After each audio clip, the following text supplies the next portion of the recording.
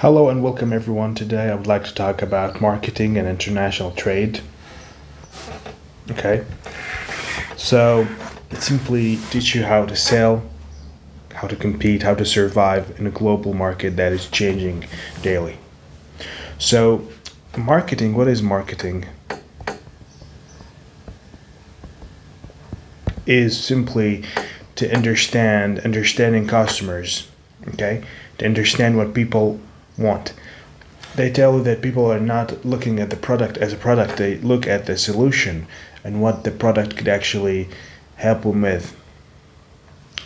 So, an international trade is understanding countries in global competition in the larger scale. So, we have a question here, which is why companies go international? So why would a company decide to make their business across the globe, not only in a specific country? So first we have more customers, lower costs, and access to new resources. Also that could lead to reduced risk because imagine if you're doing a lot of investments at the same time. So your risk would be lower because you might gain in one and lose in one. So you're not necessarily losing or winning. Okay? And also competitive pressure means when a company X, for example, sees that another company X1, which they produce the same product, is going international. Okay? So they will say, company X, that we're gonna do the same thing. Okay, so this is what they call it, the competitive pressure. All right, so those are units. Those are the reasons why a company would decide to go internationally. Especially sometimes a company would decide to build a manufacturer in a country because the labor there is cheaper, for example, or more available, or the standards there are lower for manufacturing, so the process would be easier. All right. And there's of course challenges when a company decided to enter a new country. They should understand the country, the culture of the company, the local culture of this country. So not necessarily the same standards and the same law they apply in one country, they can apply it in a different country. Okay? So there's simply two strategies. There's two strategies when a company decided to enter a new country.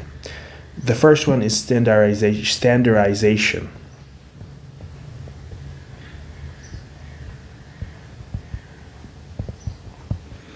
And as you could tell from the name, they want the same product they want to sell everywhere. Of course, there's advantages of this.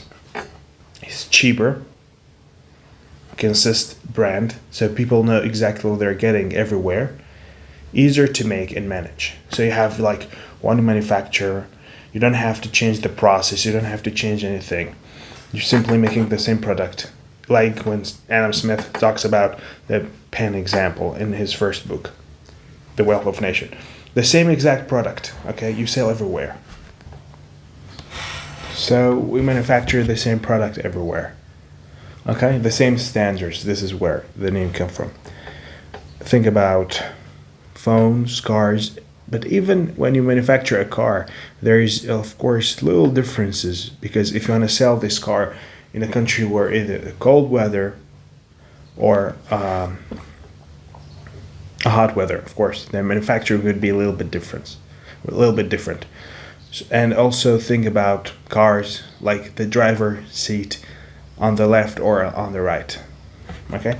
The second strategy, which is adaptation. Okay, which is you sell the product, modify product for each country based on their preferences, culture. Okay. But most companies actually use both strategy. And because a company won't be just manufacturing one product. They would manufacture more than one product. So some of them were going to use the first one, some of them going to use the second, and some of them, as I mentioned in the car example, it's the same car with little differences. Okay? So when a product, if I wanted to label this, when a product enters a new country,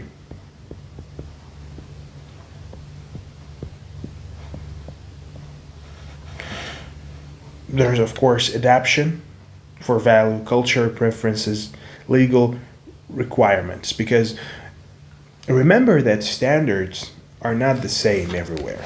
Some countries have higher standards to accept a product. Some countries have a lower standards. Okay, think about also price. You can't make a price that is fixed everywhere. You maybe make the same product cheaper in a country because the economy is not very strong there, and you make the same product has a higher value or the price is higher because the people in that specific country they're able to afford it. Because also there's difference in taxes and different in competition. So this is why you can't just set a price for a product internationally and sell it everywhere. You have to look at each country, the situation, whether people could afford it or not, the taxes, competition, if there is a country where there's people selling the same product. So you might think about entering this country as a competitor in the first place. Especially now there is different way to sell online versus physical stores. Maybe you will sign a contract with a local partner to sell your goods, your product. All those details are actually won't be fixed and the same for every scenario. Depends on the product and the country. So there's also some barriers like language barrier, habits, regulation, and law. Think about you're selling a machine that is the labels and the buttons are in English. You want to sell it in China. People there refer Chinese language, for example. So you have to change or modify the product to suit the country you're sending. So there's something called the international, which is a different thing, international trade theory, which is, they call it the absolute advantage. A country should produce what it's good or best at. And this is what Adam Smith said, that a country shouldn't produce everything because that one could lower the quality of the product. Instead, they should focus on what they're really good at. Also, there is the principle of competitive advantage. Even if a country, it says, even if a country is good at everything, it should focus on what they're better at. Think about China, for example. They're good at manufacturing things in big amounts. Germany, for example, they're good at machineries and cars. France, they're good at pharma and medical and medications. So this is how scientists in economy said that a country should specialize in one product, or they should give more attention to one product. There's also the trade barrier, or actually barriers like tariffs, standards, licensing requirements. As we mentioned, some countries, they have high standards. They won't let any product enter their market.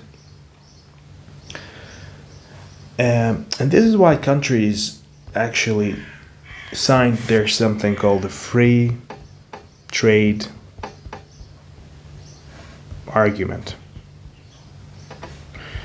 between countries to make trade easier between countries in a specific region. Think about the European Union, for example. Okay. So as a company, what is how I could enter a new country? What is the ways that I could do that? First, I could do exporting, simplest, lower risk. Second, licensing. A local company use your brand. They call it licensing. This first we have exporting. Second, we have licensing. Also, we have something called joint agreement. It means a partner with a local company could be responsible of your product. Okay? And there's something called the foreign director.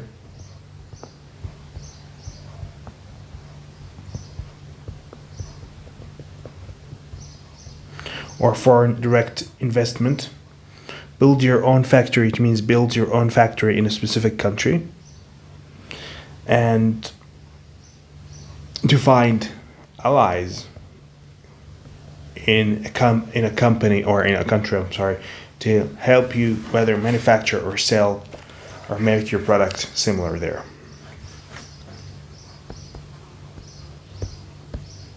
A very important topic, which is global supply chain. So if I want to make a product, I need a global network, because maybe I won't be able to find all the materials or the experiences, all the things that I need to make my product be produced and sold. So I need, for example, I need new materials from Africa.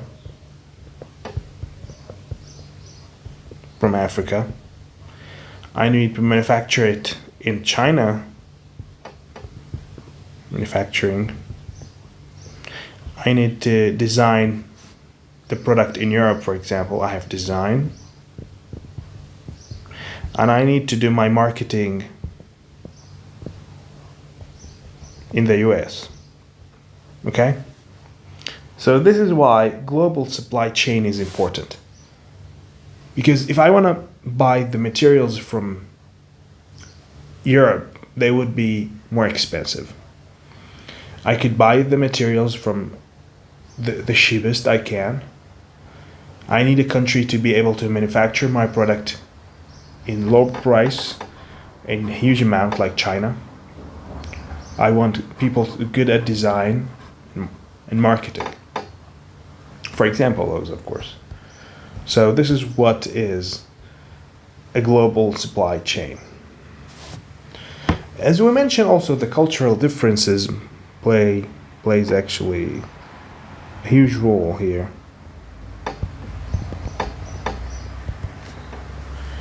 There is,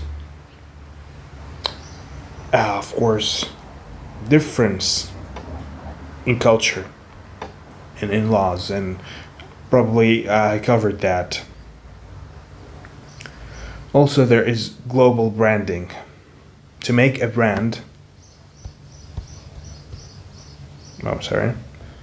global. As you can tell, I'm explaining this with not a lot of passion as the previous videos, because to be honest, it's very normal that people have some preferences. So I don't want to go through a lot of details. I think people could read this by themselves. So global branding means you have a brand that everybody around the world recognize it. So it's consistent, recognized in all countries. Now, what is the risk in international trade? Political risks, currency risks. Currency risk is a real actually problem sometimes, because the exchange rate will change daily. It's actually changing daily. So this is why people put a safe area or a range for safety. So you make sure even if the exchange rate changes in a way that against your business, You make sure your product is still profitable. Okay? Logistics, of course, the supply chain we talked about. And logistics means how I could deliver the product from the manufacturer to the user. So all those things are problems and things that they should consider. But eventually, selling a project is a legal process. Is illogical, I'm sorry. It's of course legal and also logical. So before starting to sell a manufactured product, you have to ask yourself all those questions, like how I can design it, how I could sell it, where I'm gonna sell it, how I'm gonna sell it, who's gonna help me selling this. So all those questions is actually the international trade. All right, goodbye.